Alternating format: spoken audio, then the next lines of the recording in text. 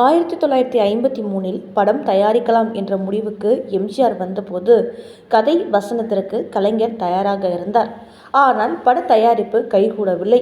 பிறகு மலைக்கல்லன், மனோகரா படங்களின் வெற்றிகளால் அந்த படங்களுக்கு வசனம் எழுதிய கலைஞரின் திரையுலக மார்க்கெட் உச்சத்தில் இருந்த காலம்.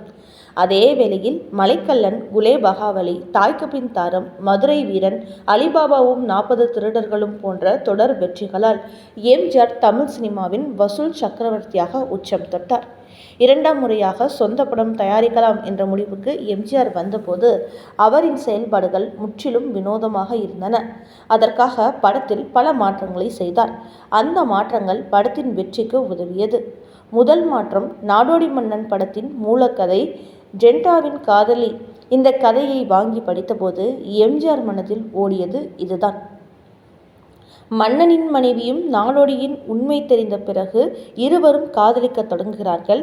இது எம்ஜிஆருக்கு உறுத்தலாக இருந்தது. அது எப்படி அடுத்தவன் மனைவியோடு ஒரு புரட்சியாளன் காதலியாக பழக முடியும்? எனவே இந்த போர்ஷனை மாற்றுங்கள் என்றார். அதுதான் எமன் ராஜன் எம்ஜிஆரை அண்ணா என்று அழைக்க தொடங்கிய முதல் மாற்றம். திராவிட முன்னேற்ற கழக கட்சியின் கொடியை தாங்கி பிடிக்கும் தயாரிப்பு நிறுவன லோகோவை வைத்து நாடோடி மன்னன் படத்தின் முதல் காட்சியாக திரைப்படத்தில் இடம்பெற வைத்தவர். அன்றைக்கு தமிழ் சினிமாவுக்கு வசனம் எழுதுவதில் உச்சத்தில் இருந்த தனது நண்பர் கலைஞரை ஒப்பந்தம் செய்யவில்லை. அதற்கு காரணம், தான் நினைத்த வசனங்களை படத்தில் வைப்பது என்பது கலைஞரிடம் வசனம் எழுதி கொடுத்துவிட்ட பிறகு டிக்டேட் செய்ய முடியாது என்பதில் எம்ஜிஆர் தெளிவாக இருந்தார். இது படத்தில் இரண்டாவதாக நடந்த மாற்றம். கலைஞர் மட்டும் எழுதியிருந்தால் நாடோடி மன்னன் படத்தின் வசனங்கள் வேறு மாதிரியாக இருந்திருக்கும். எம்ஜிஆர் இதை தவிர்த்தார். படத்தில் ஆட்சிக்கு வந்த மன்னனாக எம்ஜிஆர் அறிவிக்கும் புரட்சிகரமான பட்ஜெட் காட்சிகள் முழுக்க முழுக்க அவரின் சிந்தனைகள். அதனால் வசனம் எழுத கவிஞர் கண்ணதாசனை ஒப்பந்தம் செய்தார். அவருக்கு துணையாக ரவீந்தரையும் இணைத்தார். இது படத்திற்கு கிடைத்த 3வது மாற்றம். படத்திற்கு கண்ணதாசன் பாடல் எழுதவில்லை, வேறு 8 பேர் எழுதினார்கள். எல்லா பாடல்களும் ஹிட்டானது. ஆனாலும் ஒற்றை ஆளாய் பாடலாசிரியர் பட்டுக்கோட்டை கல்யாணசுந்தரம் மட்டுமே பேசப்பட்டார்.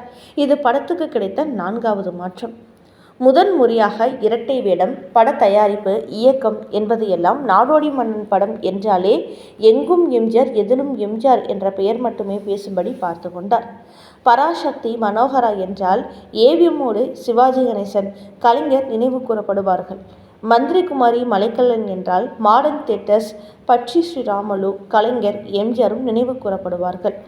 ஆனால் நாடோடி மன்னன் என்றால் அதன் வெற்றியில் தான் மட்டும் நினைக்கப்பட வேண்டும் என்று திட்டமிட்டு அதனை சாதித்தும் காட்டினார் எம்ஜிஆர்.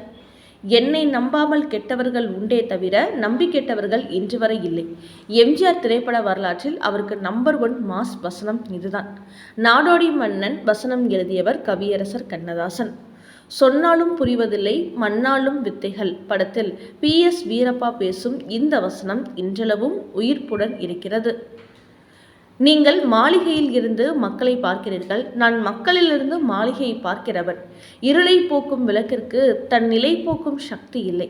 சாதிக்க முடியாத சாதனைகளெல்லாம் சோகத்தால் துவண்டு போனவர்கள் செய்து முடித்தவைதான் வீரங்கா. நாடோடி மன்னன் வெற்றிக்கு அடிநாதமாக இருந்த வசனங்கள் இவை. படத்திற்கு வசன கர்த்தாவாக பணியாற்றிய கண்ணதாசனுக்கும் எம்ஜிஆருக்கும் இடையே ஒரு அற்புதமான வெற்றி கூட்டணி இந்த படத்தில் இருந்தது. இந்த படத்துக்கு கிடைத்த 5வது மாற்றம். தமிழ் சினிமாவில் ஏகப்பட்ட தியேட்டர்களில் 100 நாள் என வெற்றி கொடி நாட்டி 1 கோடி ரூபாயை முதலில் வசூலித்த திரைப்படம் மதுரை வீரன். படத்திற்கு வசனகர்த்தா கண்ணதாசன். எம்ஜிஆரின் முதல் சொந்த படம் நாடோடி மன்னன். வசனகர்த்தா கண்ணதாசன். அரச கதைகளில் மட்டுமே நடிப்பது என்று இருந்த எம்ஜிஆருக்கு முதலில் சமூக படமாக பெரும் வெற்றியை தேடி கொடுத்த படம் திருடாதே. இதற்கு வசனம் கண்ணதாசன். அடைந்தால் மகாதேவி, இல்லையில் மரணதேவி என்ற வசனத்தை எழுதியவர் கண்ணதாசன். இதே மகாதேவி படத்தில் கர்நாகரா கோட்டையை கைப்பற்று என்ற வசனத்தை எழுதியவரும் அவரே. நாடோடி மன்னன் படத்திற்கு அப்போதே 18 லட்சம் ரூபாய் எம்ஜிஆர் செலவு செய்தார். பிரம்மாண்டமான வெற்றி பெற்ற நாடோடி மன்னன் படத்தின் வசூலை முறியடித்த படம் எம்ஜிஆர் இயக்கத்தில் உருவான உலகம் சுற்றும் வாலிபன் தான் என்பதும் குறிப்பிடத்தக்கது. இந்த படத்திற்காக தன்னுடைய சொத்து அனைத்தையும் விற்றுவிட்டதாகவும், இந்த படம் வெற்றியடைந்தால் நான் மன்னன், தோல்வியடைந்தால் நான் நாடோடி என்று படம் ரிலீஸுக்கு முந்தைய நாள் பத்திரிகையாளரிடம் அவர் பேட்டி கொடுத்தார். இது ரசிகர்களிடம் மிகப்பெரிய தாக்கத்தை ஏற்படுத்தியது. இது 6வது மாற்றம். எம்ஜிஆர் இந்த படத்தை இயக்கினார் என்றதும் கிண்டல் செய்தவர்கள் எல்லாம் இந்த படத்தை பார்த்ததும் ஆச்சரியமடைந்தனர். நாடோடி மன்னன் படம் சிறப்பாக வர வேண்டும் என்பதற்காக எம்ஜிஆர் பணத்தை தண்ணீர் போல் செலவு செய்ததாகவும், சொந்த படம் என்பதால் அவர் எந்தவிதமான சிக்கனத்தையும் கடைபிடிக்கவில்லை என்றும் கூறப்பட்டது. மேலும் படப்பிடிப்பின் போது தனக்கு திருப்தி ஏற்படும் வரை எத்தனை டேக்குகள் வேண்டுமானாலும் எடுக்கலாம் என்று எம்ஜிஆர் பிடிவாதமாக இருந்ததாகவும், குறிப்பாக பானுமதி இந்த படத்தில் நடிக்க மிகவும் கஷ்டப்பட்டதாகவும் கூறப்படுவது உண்டு. இந்த நிலையில்தான் பானுமதிக்கும் எம்ஜிஆருக்கும் ஏற்பட்ட கருத்து வேறுபாடு காரணமாக படத்திலிருந்து பாதிலேயே அவர் விலகி கொண்டார். அதனால் அவரது கதாபாத்திரத்தை இடைவேளைக்கு முன் சாகடித்துவிட்டு 2ஆம் பாதியில் சரோஜாதேவியை நாயகியாக நடிக்க வைத்தார் எம்ஜிஆர். இது படத்தின் 7வது மாற்றம். மிகப்பெரிய மாற்றத்தை ஏற்படுத்தியது. இந்த படத்தின் மொத்த பட்ஜெட் 18 லட்சம் ரூபாய் என்ற நிலையில் இந்த படம் வெளியாகி மிகப்பெரிய வெற்றி பெற்றது. இந்த படம் 1 கோடியே 10 லட்சம் ரூபாய் வசூல் செய்து சாதனை செய்தது. மேலும் இந்த படம் முதல் பாதி கருப்பு வெள்ளையாகவும், 2ஆம் பாதி சில நிமிடங்களுக்கு பின் கலர் படமாகவும் இருக்கும் என்பதால் முதலில் தமிழில் வெளியான கலர் படம் நாடோடி மன்னன் என்ற பெருமையும் உண்டு. இது படத்தின் 8வது மாற்றம். இதுவும் பேசப்பட்டது. 3.25 மணி நேரம் ஓடும் இந்த படம் 1 நிமிடம் கூட போர் அடிக்காமல் இருந்ததுதான் இந்த படத்தின் வெற்றிக்கு காரணம். நாடோடி மன்னன் திரைப்படத்திற்கு வசனம் எழுதிய கண்ணதாசன் ஒரு நாள் காலையில் படப்பிடிப்பிற்கு வந்து உரையாடலை எழுதி தருமாறு கண்ணதாசனிடம் எம்ஜிஆர் கூறியுள்ளார். மறுநாள் தாமதமாக காலை 9 மணிக்கு வர வேண்டிய கண்ணதாசன் நண்பகல் 12 மணிக்கு வந்துள்ளார். பட்டுக்கோட்டை கல்யாண சுந்தரத்திடம் பாடல் எழுத சொல்லியிருந்தார் எம்ஜிஆர். தாமதமாக வந்த கண்ணதாசனிடம் அவர் எழுதி கொடுத்த அந்த பாடலை படித்து பார்த்து தேவையென்றால் வரிகளை மாற்றிக்கொள்ளலாம் என எம்ஜிஆர் கூறியுள்ளார். ஆனால் கண்ணதாசன் பட்டுக்கோட்டை அண்ணன் எழுதிய பாடலை நான் மாற்றவே மாட்டேன் என பதறிப்போய் கூறியுள்ளார். அப்படி படத்தில் இடம்பெற்ற பாடல்தான் தூங்காதே தம்பி தூங்காதே.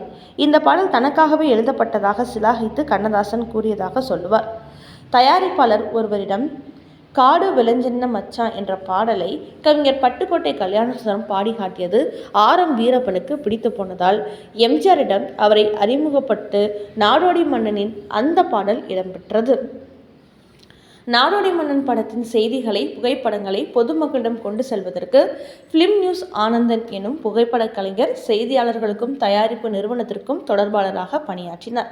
அவரை கௌரவிக்கும் வகையில் பட விளம்பரத்தில் டைட்டில் கார்டில் பொதுஜன தொடர்பு ஃபிலிம் நியூஸ் ஆனந்தன் எனும் பெயரை இடம்பெற செய்தார் எம்ஜிஆர்.